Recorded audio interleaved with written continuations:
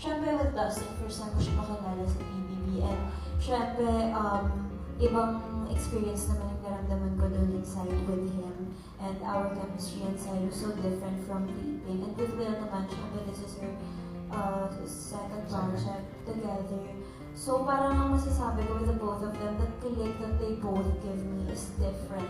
Kumbaga yung nabibigay sa akin ni Will, ganito nararamdaman ko, kilig siya pero may ibang klaseng spice. Same goes with Dustin, kinikilig ako pero may ibang layer siya.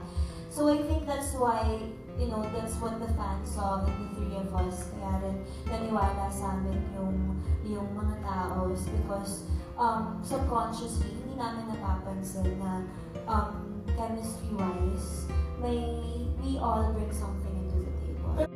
Ako siguro, sobrang lapit. Nagulat nga ako, parang